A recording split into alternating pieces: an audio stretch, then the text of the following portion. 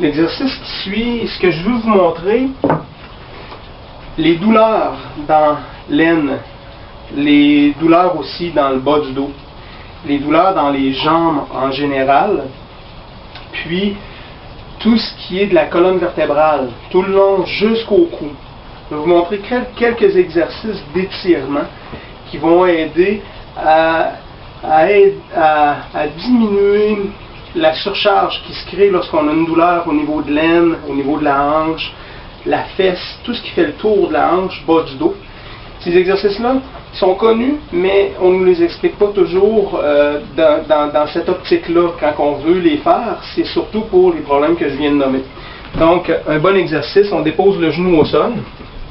C'est pas nécessaire d'être à 90 degrés, il n'y a pas d'angle qui est meilleur qu'un autre. Ce qui est important, c'est que j'ai un bon appui. Mettez un coussin au sol pour protéger votre genou. Toujours important d'être dans un état de confort lorsqu'on fait des positions d'étirement ou d'exercice. On ne doit pas sentir de douleur. On doit sentir un léger inconfort, mais il ne faut pas que ce soit désagréable. Donc, juste le fait d'avoir le genou au sol comme ça ici et de descendre mon poids vers l'avant, je sens déjà qu'il y a un étirement qui se crée au niveau de la hanche. Si je veux avoir un effet supplémentaire, je prends le bras du côté opposé, je viens m'appuyer sur le genou et je tourne mon corps. Si ça force dans le bas du dos, on n'insiste pas en faisant la rotation, on fait juste garder la position comme ça ici, puis on essaie d'aller un peu plus vers le sol. On garde la position, on essaie de ne pas donner de coups, on fait juste garder la position, on inspire profondément et on expire.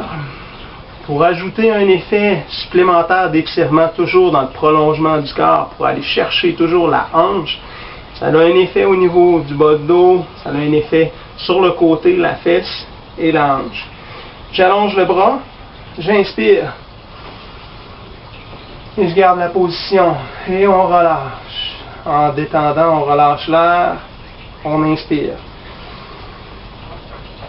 et on expire. On essaie de garder la position un 10, 30, maximum 90 secondes. Si on le fait un 10 secondes, c'est parfait.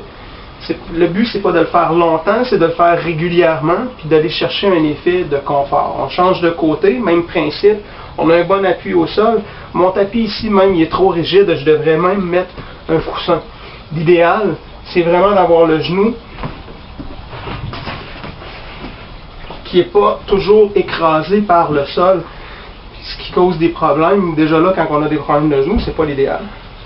Un autre exercice dans cette même optique-là, mais qui va aller créer un étirement sur tout le corps et le dos, les problèmes d'omoplate, de cou, les problèmes sur tout le long du dos, vous allez prendre le temps d'amener les jambes une à côté de l'autre, on recule, on vient déposer la main opposée, donc pas cette main-là, mais la main du même côté de la jambe à l'intérieur. Juste ça ici, on sent déjà qu'il y a un étirement, il y a une pression qui se fait sur les bras, le dos, la cuisse. C'est certain que ce n'est pas une position qui est facile. Quelqu'un qui n'a aucune souplesse, on ne fait pas ça, on essaie de trouver autre chose. Ce qu'on veut, c'est créer un effet d'étirement sur toute la longueur, toute la chaîne musculaire qui part des cuisses jusqu'au cou. On garde la position, on allonge le bras. Vers le haut, on inspire. La respiration, c'est ce qui fait la réussite d'un étirement. Si on ne respire pas, on n'a pas d'effet sur le squelette. On a seulement un effet musculaire. Puis quand on fait des étirements, on va avoir un impact sur le squelette. Donc, pour ceux qui ont moins de difficultés, qui ont plus de souplesse, on garde la position, mais la jambe, on la déplie. On la place complètement allongée. Et on inspire. On revient doucement. On ramène. On garde la position. Toujours éviter d'avoir des douleurs dans le bas de dos. Si on a mal dans le bas de dos dans cette position-là, on n'insiste pas. Servez-vous de vos jambes pour vous repositionner.